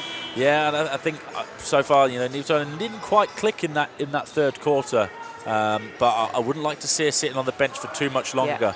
Yeah. If I'm honest, I think it's that starting 5 for Ireland in Gormley, Sexton, Glockner, Devoy and Tolan that's probably the unit that gets it done. You know, Sexton's +5. You know, Boyce is +7 in her 7 minutes. She didn't score, but you know, there are some players out there that maybe it's worth looking at again. But you know, I think you know, with the addition of Niamh Tolan to maybe 4 of these guys out there right now, this is the unit that Ireland need. And a big 3 to start things off. Doesn't drop, and Forster gets the rebound for England. Over to Edwards. Edwards just lays it in.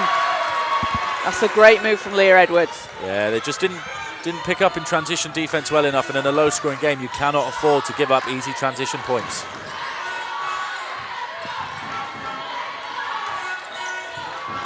Glockner gets it outside. Prenter can't break the press inside. And out to Devoy for 3. No good. Edwards with another rebound for England.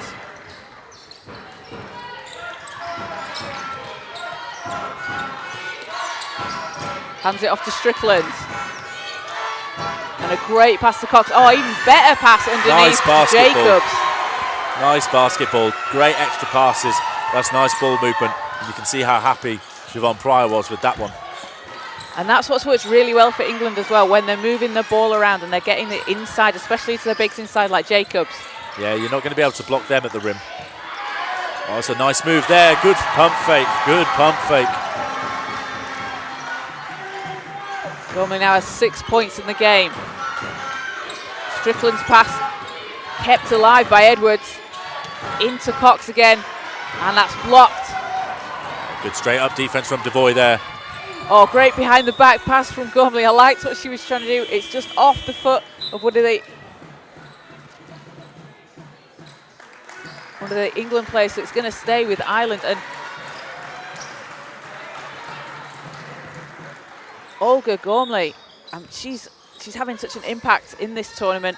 She's playing her basketball at the moment in Massachusetts in the States and making a real impact for the team out there in Dexter Southfield. Yeah, you can see the level she's bringing. It looks like she's been training at a high level all year. Devoy for 3. That's short. Jacobs just picks up the rebound, hands it over to Strickland. Forster. Great pass out to Gibbons. And Gibbons, we don't often see her shoot the 3 that much, but I like the pass out again from her teammate at Ipswich. And one! Huge bucket from Ireland. And one. Oh, Walsh going to head to the line. That's a great take. It looked like it was potentially the wrong hand, but she managed to get it to go, and Yeah, maybe if Glockner can start getting herself going here, then Ireland have got a real chance. England just extending their lead at the moment. Again, Louisa Gibbons diving in and fighting for the jump ball. It goes the way of England. Yeah, she's worked hard today. She's worked very hard. 6 offensive rebounds, 3 steals. You know, that's the sign of someone who gets after it. 7:40 to play in the fourth. England with a 43-35 lead. Gibbons back to Forster. She's got space for 3.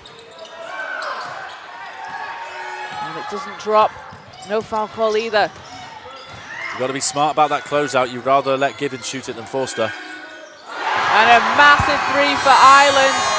And Glockner putting on a show here in the second half. Wow, and look how locked in those two are. I've just had to take one of my headphones off. This place is going crazy, but look how locked in those 2 guards are. You know, they're only kids, basically. Yeah. They're kids, and yet they are so zoned in on this game. And so England, you know, they're coming down the floor, they're searching, they're scanning. It doesn't feel like either of the teams are feeling the pressure of the moment. They're just thinking, what's the next right play? What's the next right play? And you know, this is a really good game of basketball. It's not been high scoring, but it's been competitive. There's been lots of quality on display in spurts, and it's a really enjoyable game of basketball. Definitely. And if you're enjoying this game, make sure to stay tuned to the Basketball Wales YouTube channel, because coming up next it will be at Wales and Scotland men, and following on from that will be Wales and England women at 7 o'clock. And if you check out the Basketball Wales Instagram page, we've got some great interviews on there with you, with some players, with some coaches, statisticians, referees. Find out more about the tournament, people's role in it. So give a like and subscribe, and follow along to Basketball Wales on the social media channels. Yeah, Kaz, are you subscribed on YouTube and Instagram? Yeah, I am. Yeah, of course I am as well. And you know, there's been great interviews with everyone across the day. It's really interesting to just get an insight into sort of the way that different people in basketball think. You know, we had a very interesting discussion with Paul Keller earlier about some of his philosophy stuff. You know, I know the Azeb Smalley from Wales quite well. You know, and you know, Azeb knows Lauren Migan. It's like a community of coaching going on. It's just really interesting to speak to different people in basketball and find out what they think about certain things. It really is. As we're back on court, and Stutz's pass over is stolen away by Gormley. Gormley powering down the court, going against Forster, and some great D there from Liv Forster, just to get a hand on the ball, not commit the foul, and force the ball out of bounds.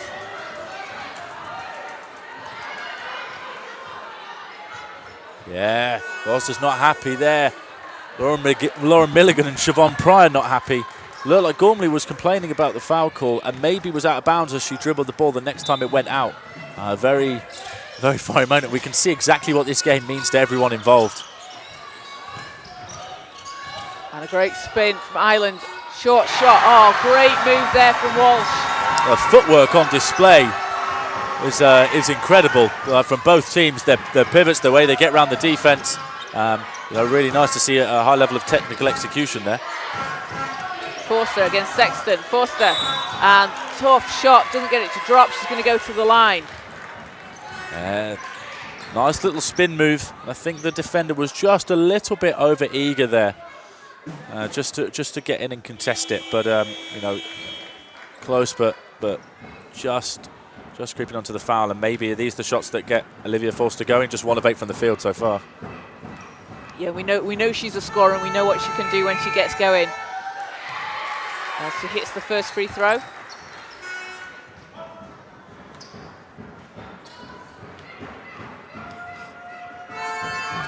Second one's good as well.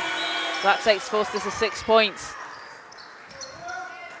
And she's going to head to the bench while Leah Edwards comes back in for England. Now, Ireland have brought Niamh Tolan back into the game. And, you know, if I was to say this is probably the unit that this is probably close to the unit I'd have for Ireland, certainly. And I think England are going to rotate into their final unit very soon. It's something that's worked well for them as Stutz chases down the ball. She's doubled, and that's going to be a foul call. That's a foul on Ireland. As England with a 5-point lead here, 6:32 to play. Yeah, I think that's Ava Walsh just a little bit too aggressive there on the double team. here's when you're double teaming. It's easy for both of you to want to go for the ball. If you both keep your hands out, then you're more likely to force the error from them. Edwards with inside out to Stutz.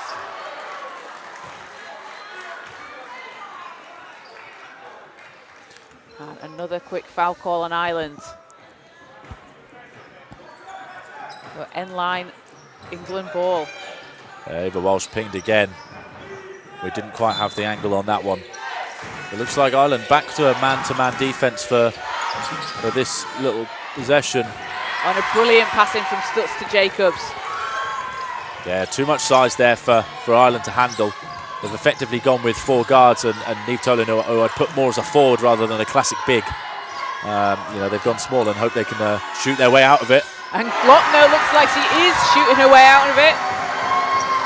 She has turned her game around, but wow, the quality of shot making on display in the moments that matter.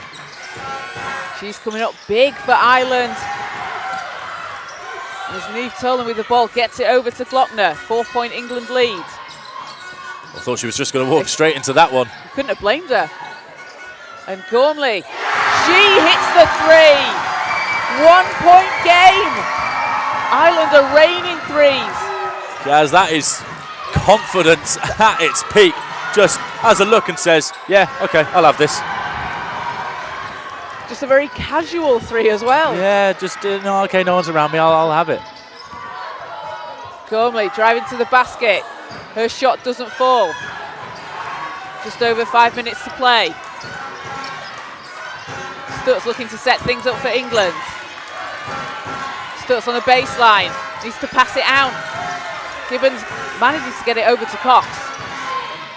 And we got 6 seconds on the shot clock. Cox to Edwards, 3 seconds. Pass it inside, it's knocked out. Going to stay with England, but that is 2 seconds left on the shot clock. And then just the communication there in transition, making sure that people were covered, the communication on the screens. That's a really good defensive possession so far. They just have to make sure they finish strong here. Pass into Jacobs, and Jacobs high off the glass. Can't get the friendly bounce. Is that another rebound for Niamh Tolan? Going up amongst the trees and pulling that one down. Gormley for 3. Nails it! Oh my goodness, all of Gormley. She has been massive for Ireland. In foul trouble early on. She has come back out and she has put Ireland ahead 49-47. Kaz, that is unbelievable. I was speaking to oh wow, I can't even think. I was speaking to Everest just at half time, and he said last week in Dublin, when Ireland were beating England in that, the place was going crazy. He said it feels like the exact same thing. It feels like we're back in Dublin, and we've got headphones on, so we can hear each other, we can talk to each other off air, we can talk to our producers. We can't hear anything apart from the crowd.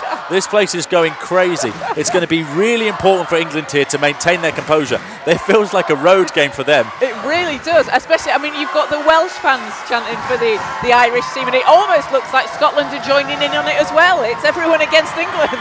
This is Home Nations basketball at its finest. I'm loving this. This is such a privilege to commentate on this game. Wow. What a fantastic game. And again, what a fantastic display of the basketball that we've got going on in the UK at the under-18 level. We've got flags, we've got drums, we've got vuvuzelas. Oh, England with the inbound. They've gone behind here now in the 4th. Cox against Gormley. Cox inside, knocked away. Gormley gets a hand on it. It's going to stay with England, but Olga Gormley doing a huge job here in the 4th. And yeah, looks like the baseline official may have had a better view said of that one. He's seeing, the referees have to talk to each other. If one of them's 100% sure and one of them's only 90% sure, you put your trust in each other. Edwards, Stutz. Back to Edwards, 5 seconds to shoot, out to Stutz. She's got space for 3. That doesn't fall. Cox dives in for the rebound. Can't put it back in, and Jacobs and Tolan fighting again. for it. Wow. And that's a foul on Jacobs. He's stolen 15, I think. Incredible. I think that's rebound 15. 15 to go with 13 points. Just the combined line of not only just the massive guards, but Jacobs, Abiola, Gibbons, Osekwame, bigs to have to fight off. You know, she's doing a huge job for her team here. Gormley for three. That one doesn't go. Gibbons tips it into the hands of Stutz. I tell you what, the crowd wanted that one, Kaz. We could hear the ooh. England looking to go in. And it's not so just a ref stepped right in my view there. I think it went out of bounds. Yeah, I think Ava Walsh came across on the help defense to get that sorted. Edwards backing down, needs some help inside, can't get a shot to fall. And Gormley with the rebound. Fouled. Draws the foul. Gormley is a woman on a mission. Her facial expression barely seems to change. It stays totally locked in. One of those players who's just making sure that she is ready for the moment. She's just thinking next play, next play, next play. Very impressive stuff from Glockner and Gormley here. We'll see if Grace Strickland's had that experience of playing with London Lions all year, and knows Lauren Milligan, knows an elite environment. Maybe she's brought in to come steady the ship here. Yeah, it's just 3 minutes 30 to play. Gormley to the basket. Can't get the shot to fall. Out to Gibbons. Hands it off to Edwards. Edwards for three. That doesn't go. And Edwards underneath. Foul is called before.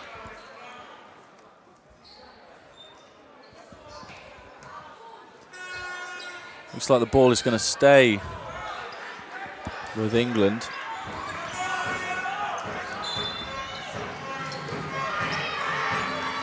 Edwards on the baseline. Shots up and it's good. Wow. A huge shot for England. The crowd don't seem to be enjoying that. No, I think this is a heavily Irish crowd right now. England back ahead by one. Good pump fake, pull up. And Ireland answer as Glockner with the long two.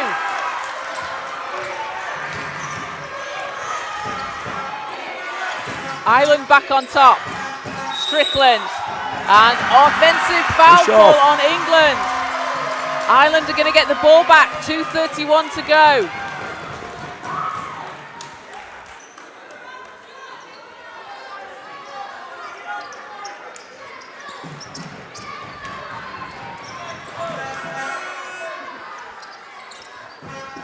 Ola Gormley with a phenomenal fourth quarter. Gets the ball in. Three-headed beast of Ola Gormley, Galen Glockner and Emma Tolan. Really getting it done for Ireland here. It's been working so well for them. Walsh. Oh, wow. Great move to the basket. Ireland up by 3. Fundamentals on display. England need to really show some mettle here. Pass inside to Cox. Cox, tough move to the basket, draws the foul. And you see, as soon as the ball's going inside, Ireland just dropping back, pulling up that double team. Yeah, really nice cut by Katie Cox to get herself free there. Ireland wanted to swarm, and Lucy Devoy not happy about that foul call, but really important they just stay disciplined here. You don't want free throws at the end of the game, especially when it kind of kills your offensive momentum. They're getting stops, they're getting rebounds. Emma Tolan's going up amongst the trees. Ola Gormley just pulled one down. They want to keep playing in the flow of the full court game, I think. Cox can't get a second free throw, gets her own rebound though, and draws the foul again, so she's going to go back to the line. A great awareness from Cox there. When she's shooting, she knows it's going to go, and she follows the shot. Yeah, and just a strong move, and if she's going to camp at the line for the rest of the game, Ireland have got to find a way of making sure they play some disciplined defence. And just getting caught inside the charge circle there was Emma Tolan. Down 2. And Cox's first free throw is good. 1:55 to play after these shots. A chance to tie here for England. And Cox can't make the second. Tipped into the hands of who else but Gormley.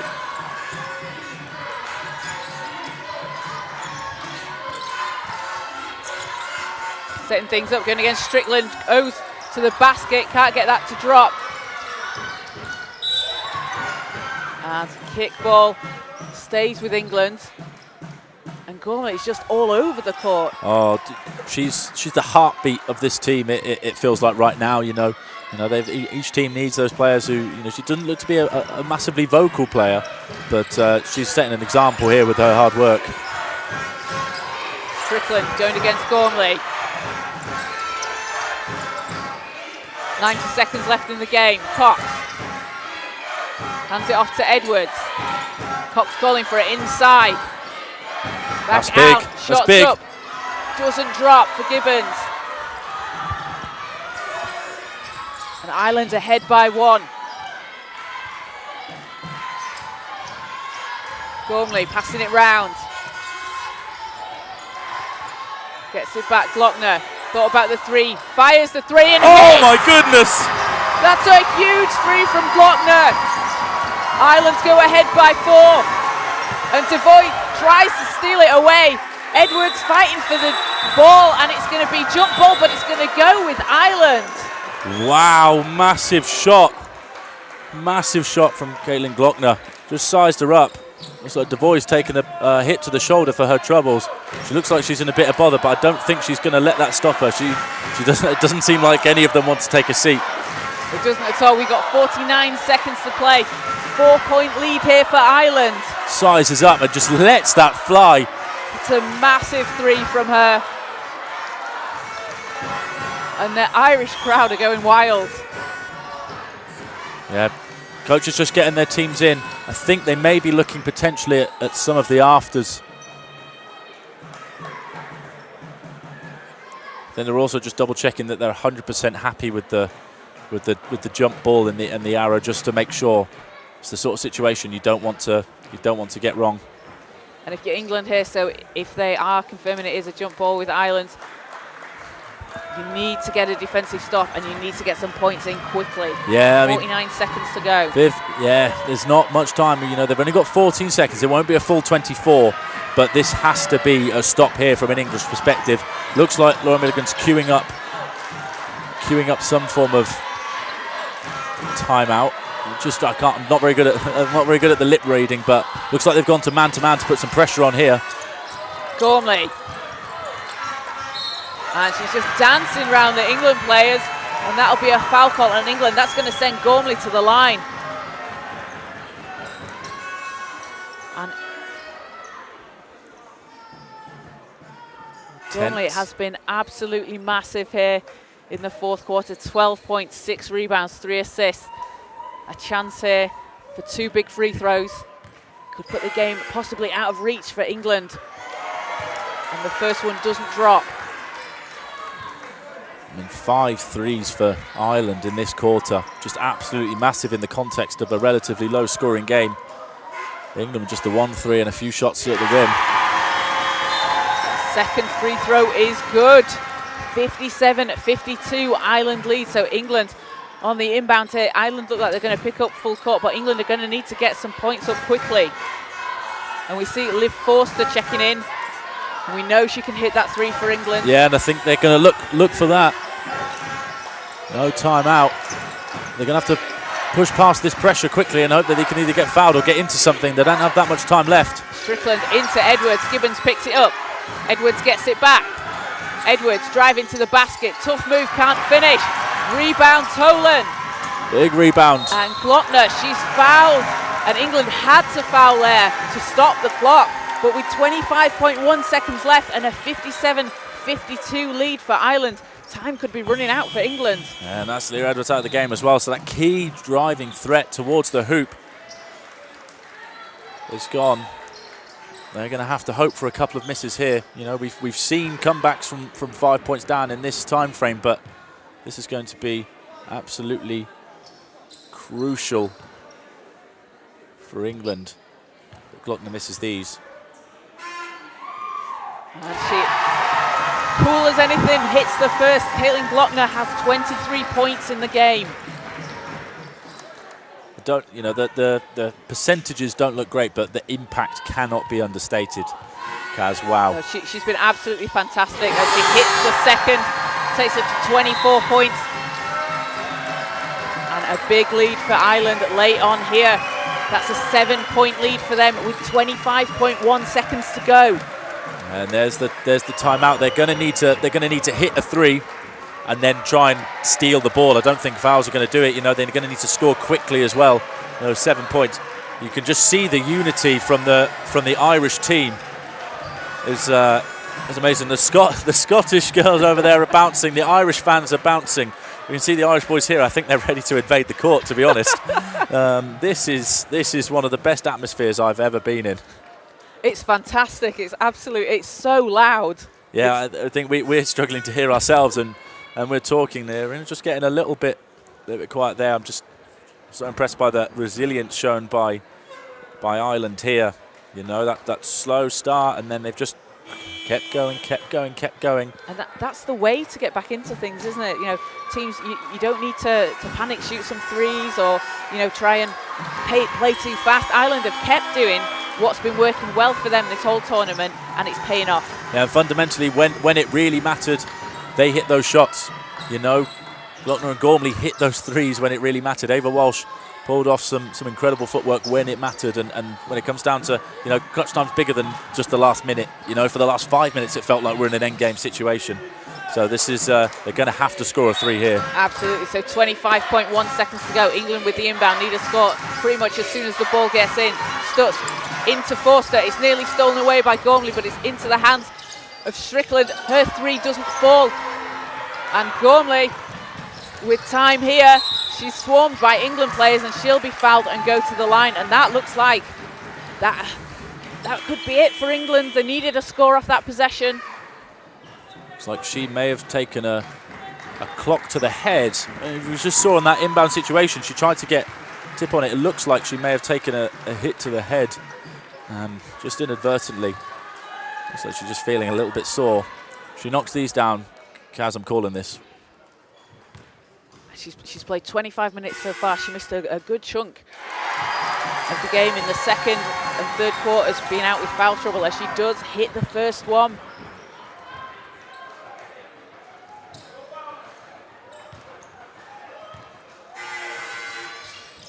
Second one doesn't go. Jacobs with the rebound. Over to Strickland. Well, this shot is Strickland with a deep three. Doesn't fall.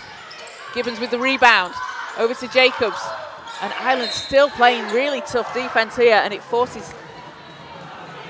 It's going to be free throws. Just a foul down there. This is going to be free throws. I think this is it's too little, too late. 2.4 seconds left.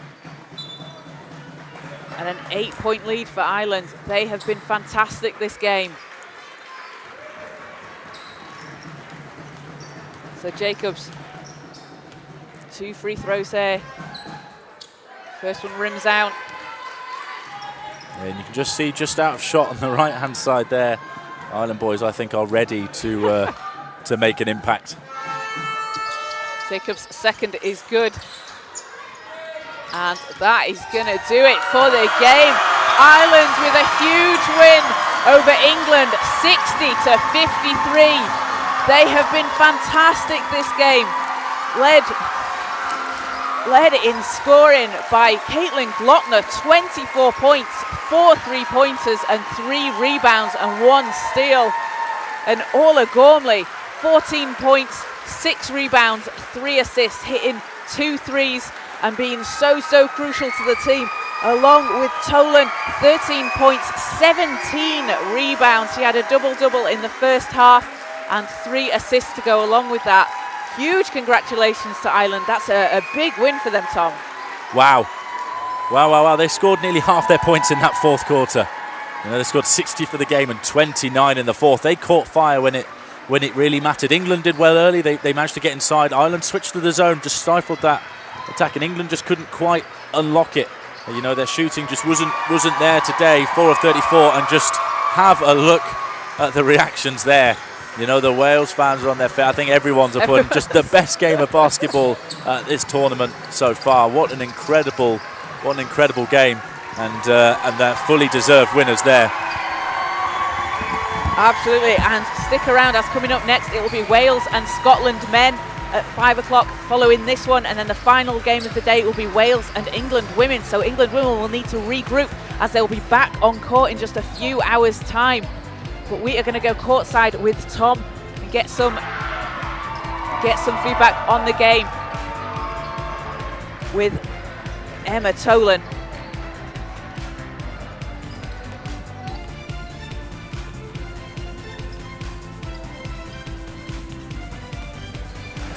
Well, we're joined here by Emma Tolan, victorious for Ireland. Emma, how do you feel? Oh no, it's a great feeling now. That was the goal that we set out to do, so we are really delighted now to get the win. A great individual performance for you, especially your rebounding. Yeah. How do you feel about your own personal game today? That's what I set out to do, is get lots of rebounds, be aggressive on the board, so I was happy to pick up a lot of rebounds there. You guys scored nearly half your points there in the fourth quarter. Caitlin Glockner and Origami catching fire there. They must have been feeling incredible out there for that run towards the end. Yeah, no, definitely. Their shooting was unreal, and then just seeing the ball fall through the basket like that, like there's no feeling like it. And then playing for Ireland at the Four Nations, just how does that feel to you to represent your country? It's such a privilege to represent the country, and yeah, we're all just really delighted to be here, and we can't wait for the future.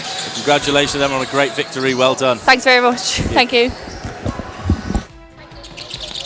It's great to hear from Niamh Tolan there. She had a huge game, 13 points, 17 rebounds and 3 assists in that massive win for Ireland over England. 60-53 is the final score. And just an incredible performance from Ireland. England, they were led by Katie Cox, who had 11 points and 11 rebounds, and Felicia Jacobs, 9 points, 11 rebounds, and a steal and a block as well. So England women getting ready to be back on court in just a few hours' time at 7 o'clock. But coming up next, stay tuned to the Basketball Wales YouTube channel, as it will be the Wales and Scotland men.